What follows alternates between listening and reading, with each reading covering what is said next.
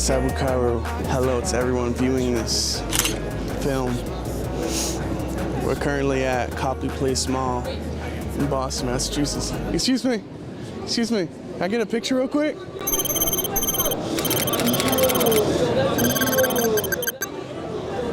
Oh, my boy, Russell Westbrook. This is Joey. Today we're gonna be shopping at Copley Place Mall in Boston, Massachusetts.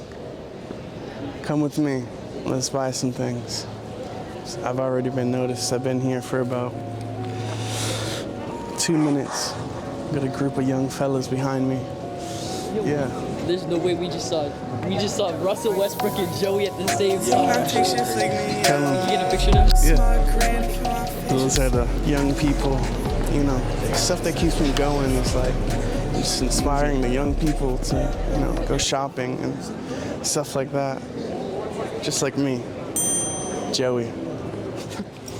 Today, we're gonna be shopping. I just like to look, window shop a little bit, and you know, maybe something will jump out at me. Nickname these glasses is 'cause they buff. Myra and my Marge in the hospital. I'm just looking around. I'm getting noticed at price and my pint to the table. Feeling a little frivolous with my money today. I have to make a lot of purchases. What do you guys think? Should we? These jeans here,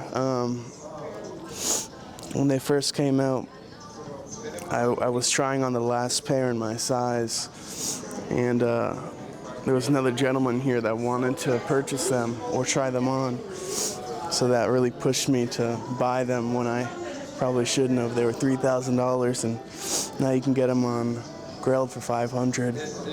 But I love them. They're a Miri. So they've changed stuff around in here since I've been here. There's no Da Vinci where Balenciaga used to be, so I have to re-find everything. I don't like it.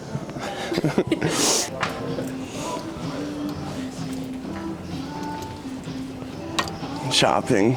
I'm only human. I have to check the price tags. 700 USD. Not bad.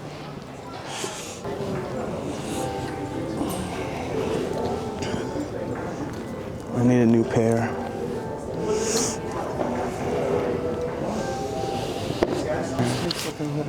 Yeah.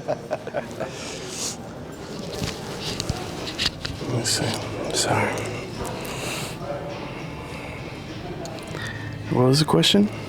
Life has changed dramatically since having a music career and getting some money.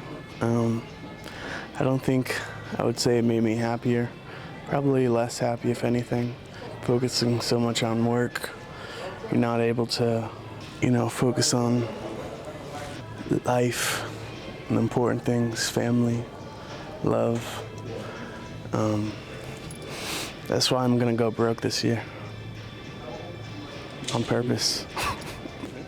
Yes, sir. As you can see, it's not an easy life, you know. Getting kicked out of Saks Fifth, but it is what it is. There's love and there's hate, as you can see.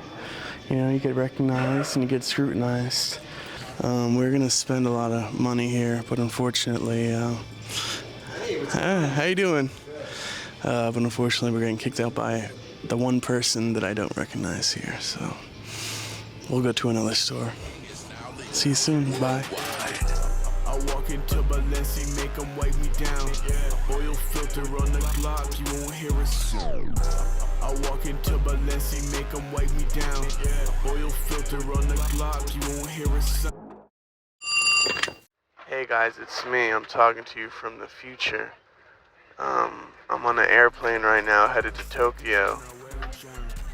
This part of the video the microphone got destroyed by the EMF frequencies inside of the Balenciaga store. The point I was trying to make in the store is that I already have everything that I need or ever wanted in terms of pieces and items and garments, so it's hard for me to shop and find something new that really is worth spending thousands of dollars on, because yeah, I have everything I need already.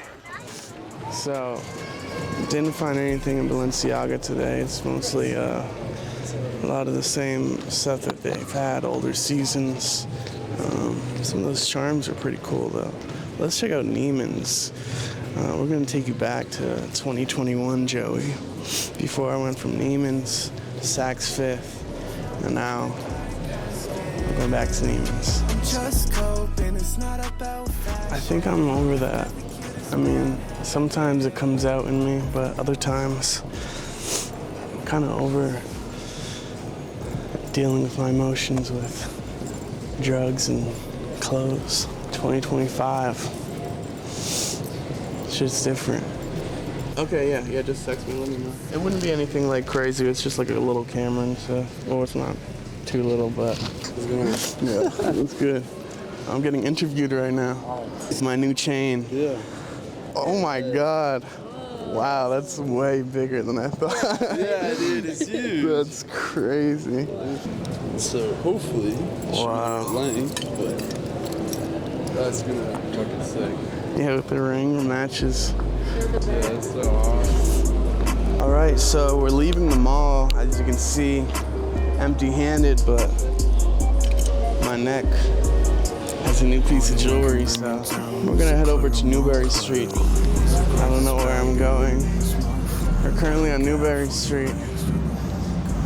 Just, walking around endlessly. So, out of all the stores today, I haven't found one garment or accessory that was nice enough to purchase. We got one last chance. There's one more store I want to go to. They have tea here. It's delicious. You gotta slurp it to get the aromatics. It's minty.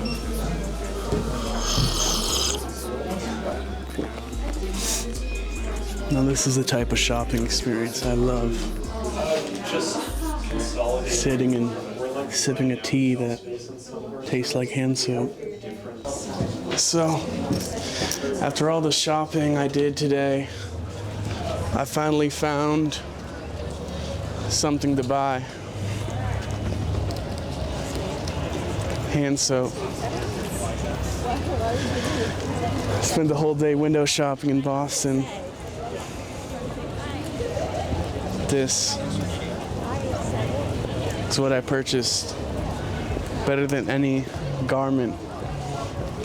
And I got a new chain. So I'm pretty happy. Looks like it's gonna rain. So I think it's time to head to Providence and go back home, beat the rain.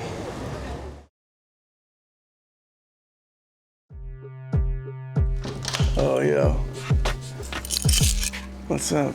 We're rolling? Oh, man. Okay. Well, over here you got my computer. This is where I make music. As you can see, I got trinkets and we got, don't look at that. Blur that out. We got my microphone. Well, we got this chair here, Herman Miller Aeron chair. If you know, you know. U87 AI, if you know, you know. With the dual pop filter technology. A lot of money on the floor right there. Blur out the hot sauce and bleep out me saying hot. We got the IKEA couch with the Hermes blanket. We got my fingerboard station right there. Got my shoe rack, 20 bands, no more than that, of shoes. Got my outside closet, the one for other garments that I wear more frequently so they're more accessible. And yeah, that's about it. Welcome to my studio / closet. Oovie. So as you can see now, we're in a different location. This is my home. I put a hat on, and I'm ready to answer your questions.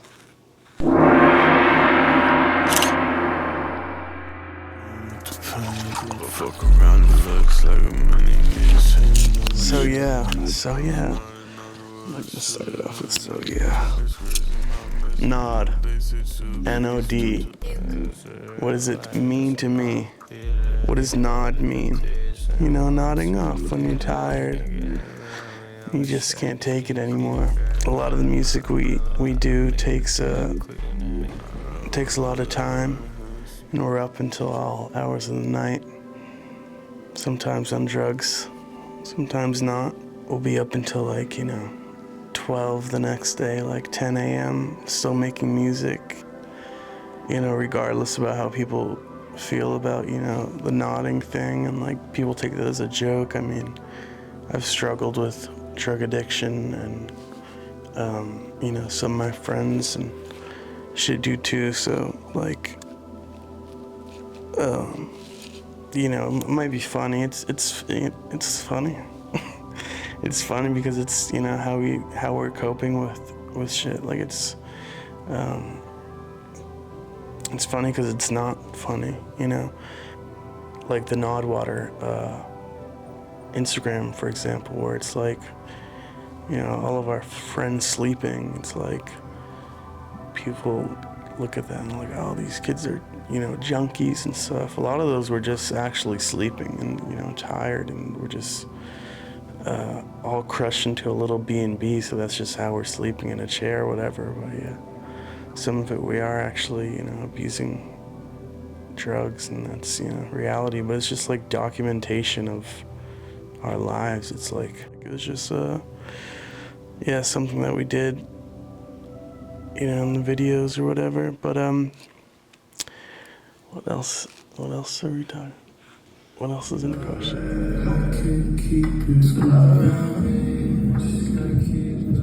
Yeah, the Nod Pits on tour, it's crazy.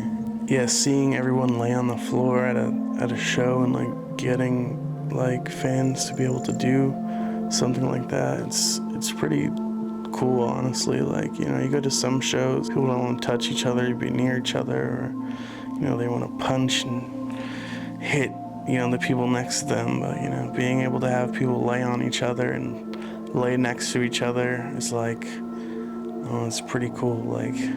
Laying on a stranger, it's very positive. I think with my music and the image that I portray is people think it's a joke. People think when people want to think deeply about it, they think oh, this is a satirical thing, he's pretending to be a rapper, he's doing all these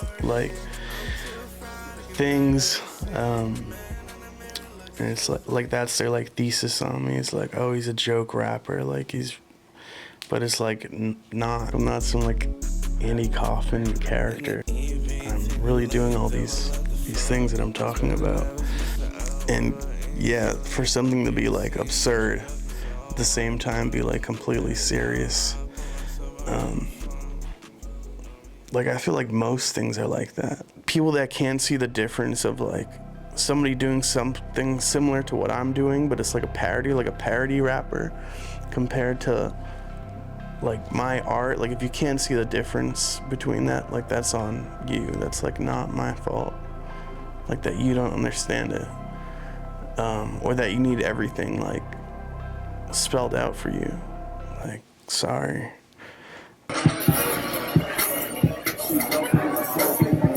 When I first started making music, I was super young. It was I was 13, and I mean, I didn't come for money, obviously.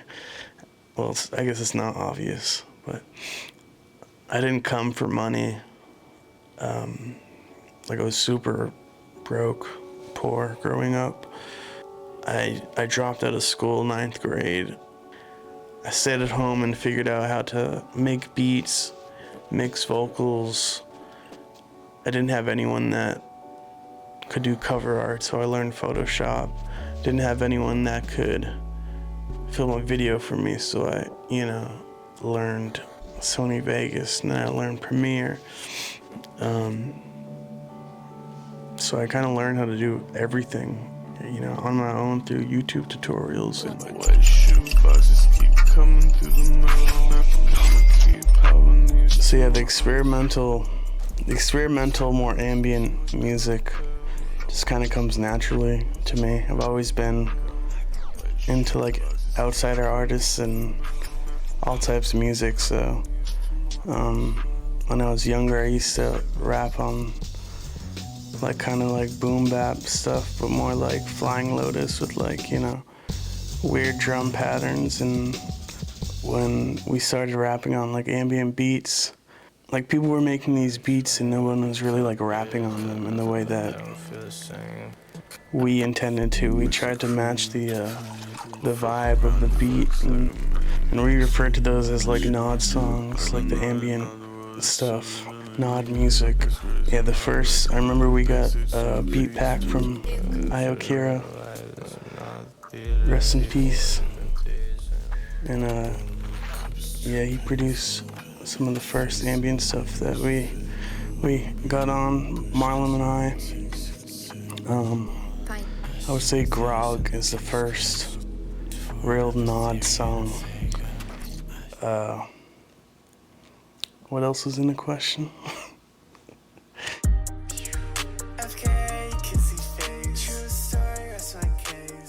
Influences. Of course, Little B, like years ago, like I would collect, all the music. I've listened to like all the music that guy's made. And same with like Lil Wayne growing up. Same with like Thug. When I first heard him was on the Gucci mixtape. It was like World War. It wasn't mainstream yet, but I was like, oh, someone's like doing weird vocal shit. So that inspired me to definitely like fuck around with my vocals and like be melodic and do stuff with auto-tune. Yeah, the producers like Vinso and stuff, like he's making pretty like melodic stuff. And that's when I really started singing more on music with like the higher pitched voice stuff. Yeah, and I feel like the eras are kind of like voices for me. Like I think about like 2019 to like 2021 maybe. I was doing like the higher vocals, and then I went, the nod stuff is more lower vocals, like my regular talking tone, and then now I'm back experimenting like between the two. I want to share a trade industry secret with you that every artist does, but won't tell you about. That thing is fingerboard. Alright, heel flip first try. Alright, heel flip first try. Alright, heel flip first try. That was the first try. Facey was the first person I met through fingerboarding at a rendezvous back in the day that made music. Then I met Big, and I met Marlon. It's a real like intertwined underworld of fingerboarders that also make music. And so many like artists I meet, and I'll bring out the fingerboard and they're like, oh, you fingerboard? Like, and they're like, let me see that. And they actually can do tricks and shit. I think there's like an autistic like thing that like artists share, like fidgeting and stuff. Yeah, I don't know. This is like a industry secret right here. Fingerboarding. I'm the ones that I actually do. Here's some more fan art that I've collected over the years it shows. This is from the Tri Tour. You've seen this one, like the mullet at Domicile Tokyo, where I slept. And somebody had drew me sleeping. This is all the stuff that people had left me while I was sleeping down there. This is another one that someone drew of me, my Hermes blanket. These are from Basketball Infinite Visuals. I'm pretty sure that's his at. But here's me in Chuck E. Cheese wearing my Dublé rat hoodie. And here's my fiance and I love fan art. Keep making me more fan art. I really appreciate it. Put your ones up. Put your ones up. I don't think I have any advice. I think I had to go through everything I went through to get where I am today, so I would probably just tell my younger self to never try drugs. Maybe. Yeah. Fans worship, but I don't wanna be God.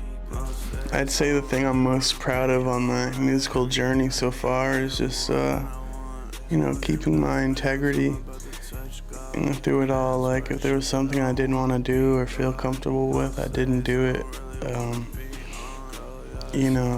Not whoring myself out to a bunch of interviews and,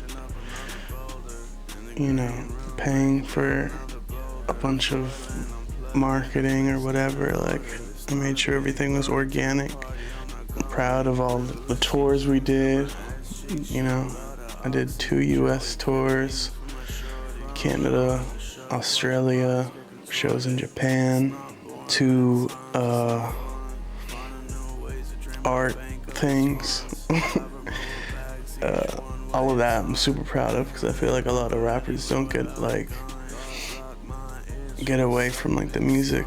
And I'm proud of my merch and how that's grown into a brand itself. I'm proud of all my friends, my fiance. I'm proud of the people I keep around me. And I'm proud of you guys watching. I'm proud of you. Keep it up. I'm Joey. I'm a musician / rapper. And thank you for spending the day with me, shopping in Boston, coming to my home. Now it's time for you to go. You have to leave here. You have to go back to Japan. Bye. Mwah.